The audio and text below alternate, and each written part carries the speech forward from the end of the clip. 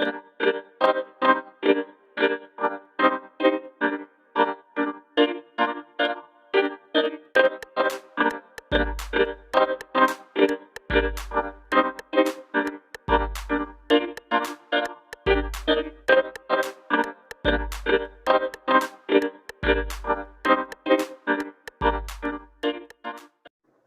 to the viewer of this YouTube video.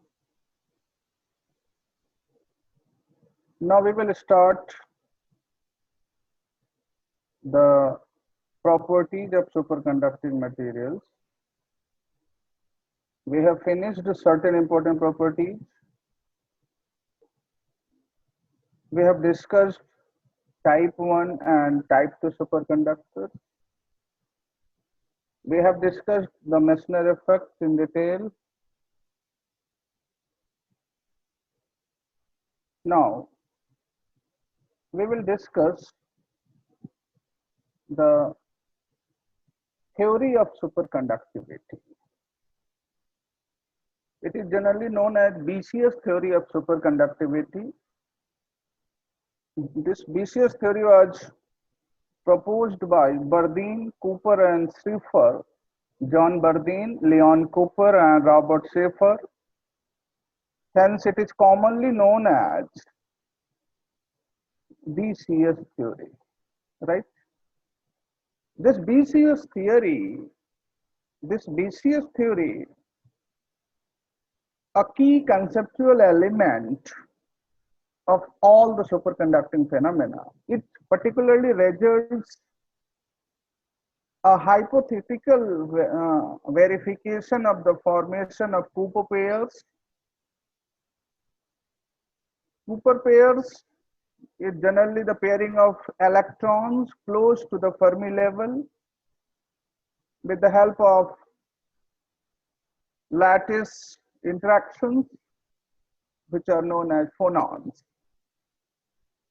As we have an idea about the photons,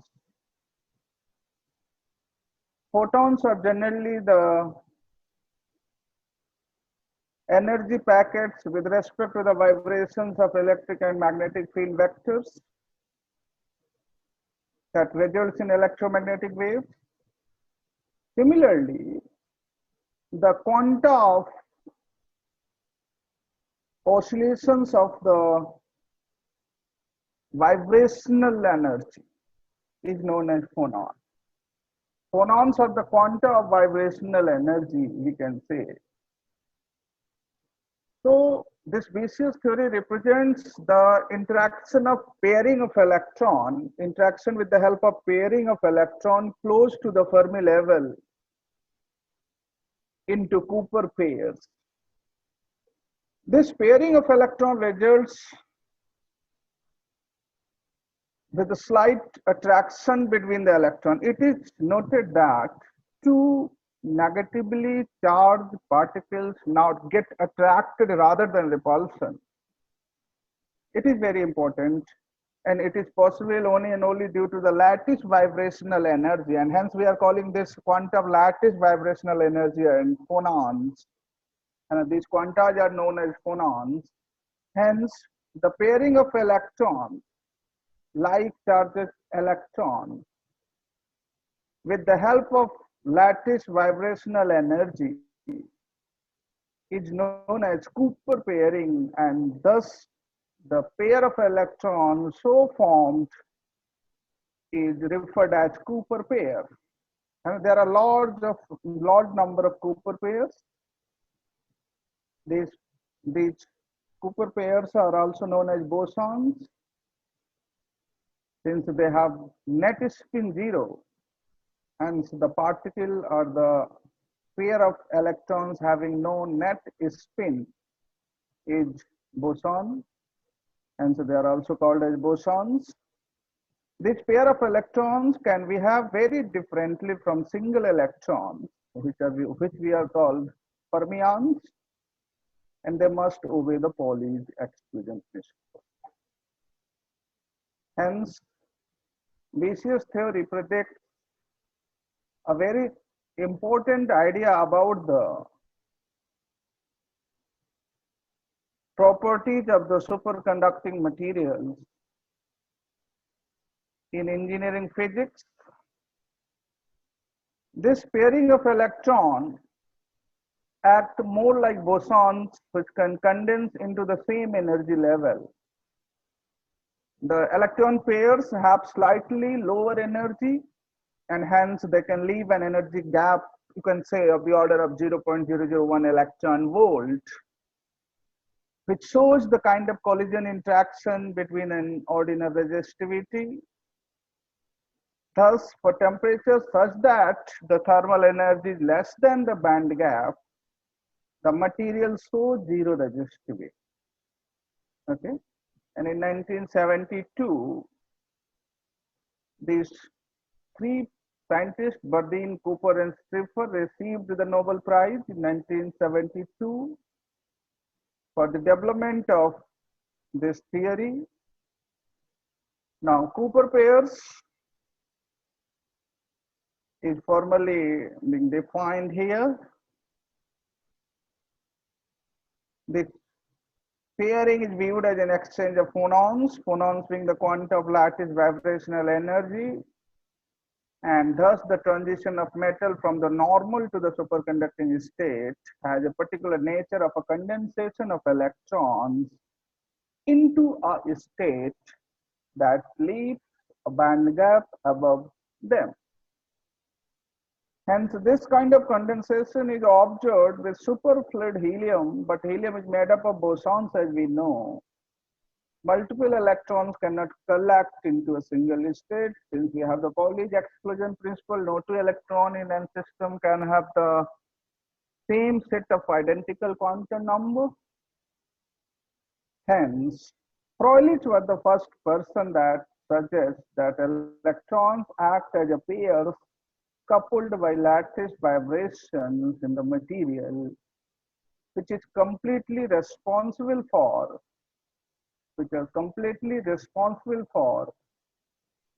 superconductivity. Hence, it is all about the Bezier theory. Now we can start next point, which is known as Josephson effect.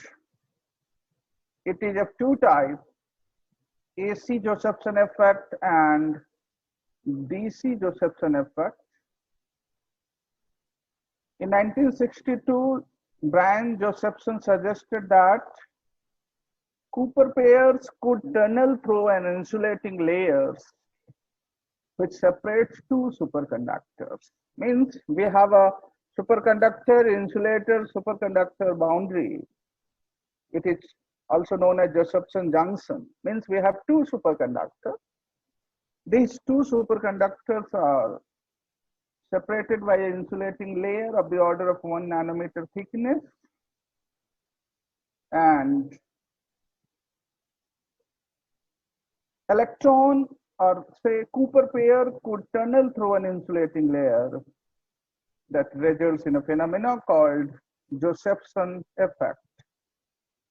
He predicted that the tunneling current can occur without any resistance, giving rise to a direct current when the voltage applied across the junction is zero, and an alternating current when the applied voltage is a DC voltage.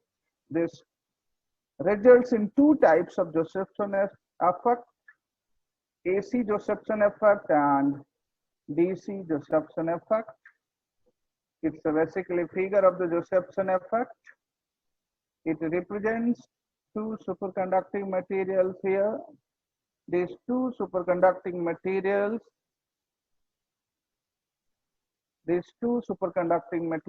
superconducting 1, superconducting 2, and it is an insulated gap. Now, in DC Josephson effect, it is very simple. Here we have the two superconducting materials separated by an insulating gap, According to Josephson, when tunneling across through the insulator, and this tunneling causes a phase difference between the two parts of the opposite side of the junction and can be given as, in terms of tunneling current, I equals to I naught sine phi naught. You have to see one thing, it is very important, the point to be noted.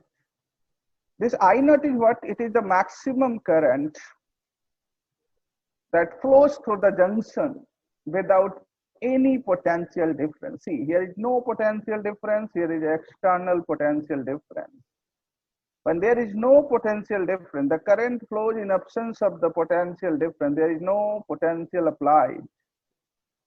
It is DC Josephson effect.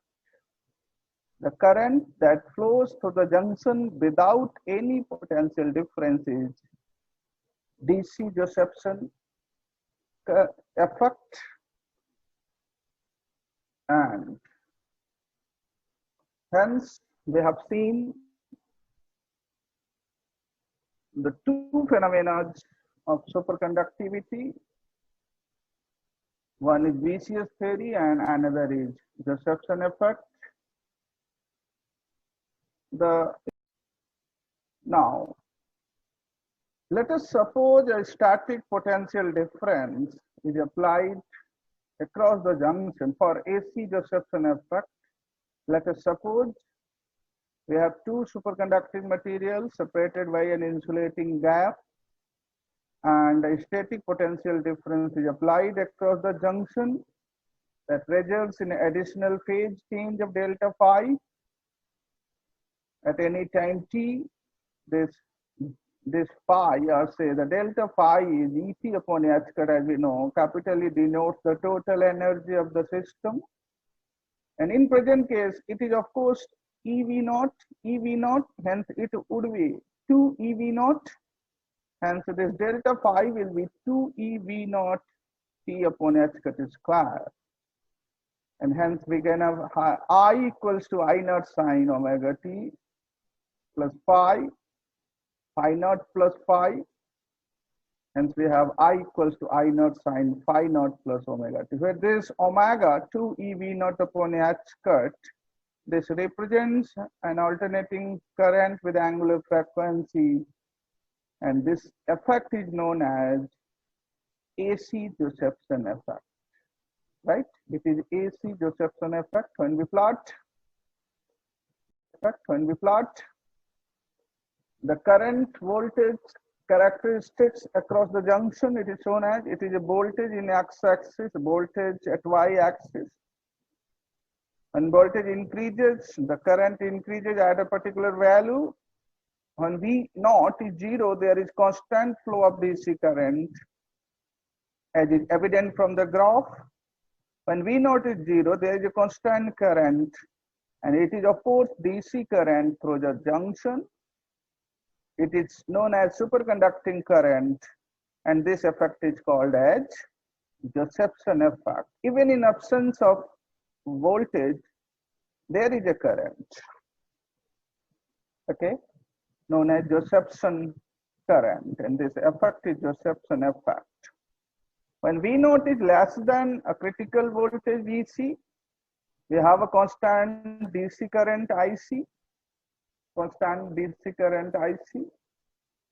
and when V naught is greater than VC, the junction has a finite resistance. This junction has a finite resistance, and the current oscillates with almost same frequency. It is AC Josephson effect. The important applications have been listed here. First one is Josephson effect is used to generate microwave frequency. We have the order in this much. Here we can put the value of E, H naught, V naught, and we have the frequency in the range of microwave. This Josephson effect is main cause to design microwave ovens.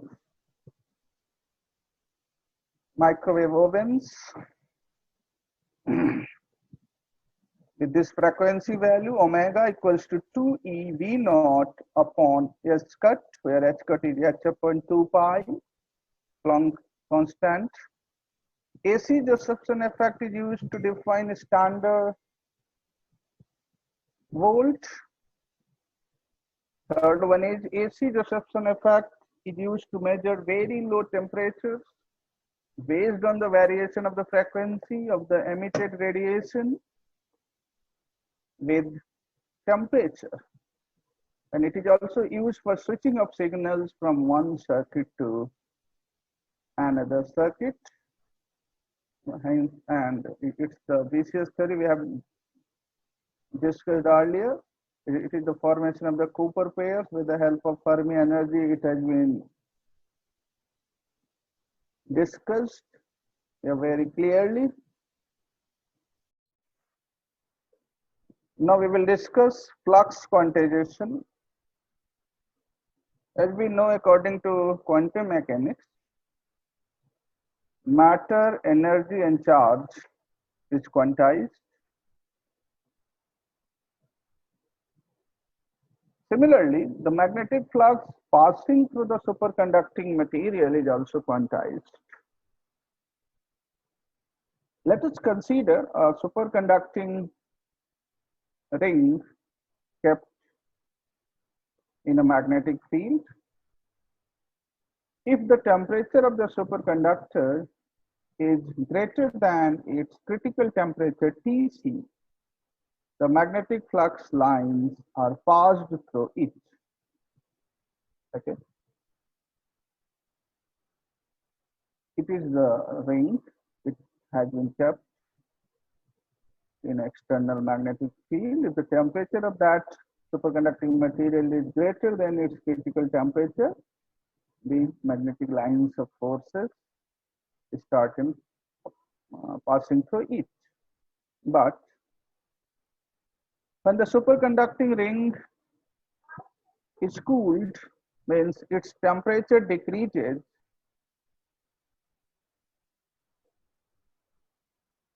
and reaches up to a critical range, it obeys Meissner effect, means the lines of forces cannot penetrate the body of the superconducting ring. In this situation, persistent current comes into existence, so that all the magnetic flux lines are completely repelled by the superconductor, as shown by the figure. Now, even when the applied magnetic field is removed, some magnetic flux is inside the hollow ring. And this phenomena, in absence of magnetic field, means the presence of magnetic flux inside the hollow ring, even in the absence of magnetic field, is known as flux quantization. And the flux inside the ring is given as phi. This phi equals to nh upon 2e, where n represents 1, 2, 3, and 4 integers. H is the Planck constant and E is the charge. Thus, this phi equals to n times of phi naught. This phi naught is h upon 2e. Hence, we observe that the flux passing through the superconducting ring is equal to the integral multiple of h upon 2e, or it is quantized. So, it is the phenomenon of flux quantization. Now, after flux quantization, we will see the critical parameters of superconductivity one by one. Let us start with the effect of magnetic field. As we know, the superconductivity of a metal prominently depends on the temperature. Two important parameters. One is the temperature, and another is the strength of the magnetic field in which the metal is supposed to be present. Superconductivity disappears if the temperature of our sample is greater than its critical temperature, or a strong enough magnetic field is applied beyond critical magnetic field. At low temperature, at any temperature below critical temperature, in the absence of magnetic field, the material is in superconducting state. When the strength of the magnetic field is applied to a critical value, Hc, the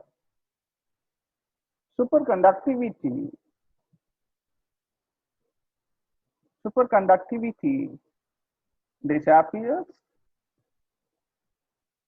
and the relation between the magnetic field and its temperature is given here. It is very important mathematical relation used for various numerical problems. Here in engineering physics, HCT equals to HC0 1 minus T upon Tc whole square.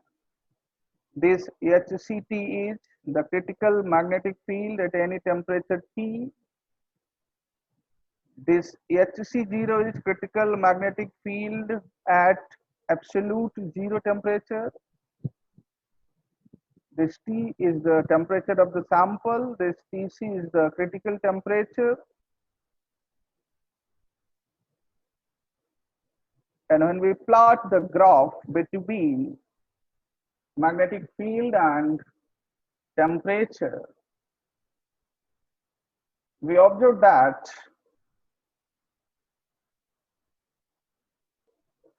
when T is equals to 0, the magnetic field is Hc0 or H0, right? Now when temperature increases and becomes critical value, means at this case T equals to Tc, in this point T equals to Tc, HCT will be 0. So thus, in between this region, the material exhibits superconducting state, and above this Tc, it simply behaves like a normal state. It simply behaves like a normal state.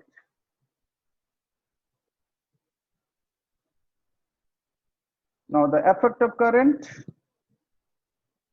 an electric current is passing through the superconducting material itself, may give rise to certain necessary magnetic field values.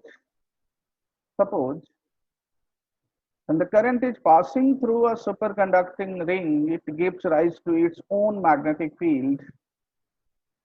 And when this current increases to a critical value, IC, the associated magnetic field becomes Hc. And therefore, above this value, the superconductivity disappears. This IC is 2 pi r Hc. It is also called as Silsby's rule. This IC is persistent current, or say the Silsby current, 2 pi r Hc. This Hc is the critical magnetic field. And this critical magnetic field is what? It is the magnetic field required to maintain the superconductivity of the material. At any higher magnetic field greater than this critical magnetic field, superconductivity disappears and material becomes a normal conductor. Now, the next feature is isotopic effect.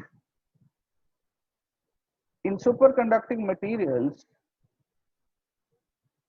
the transition temperature changes with the isotopic mass of their constituents. It is found in the form that is Tc is directly proportional to m ki power minus alpha, or say Tc into m to the power minus alpha. Tc into m raised to the power minus alpha is constant. This alpha is isotopic effect coefficient, and its value is approximately 0.5, and it is also written as Tc into m to the power minus 1 upon 2.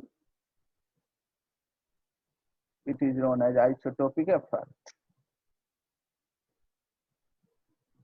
Hence, these are the important features of the superconductivity, and it is all about the behavior of the superconducting materials, its features, its properties, Meissner effect, type 1 and type 2 superconductor, penetration depth, Josephson effect, AC and DC Josephson effect, BCS theory, Cooper pairs, flux quantization, as well as important features or the critical parameters of superconductivity. Okay, thank you. Thank you so much.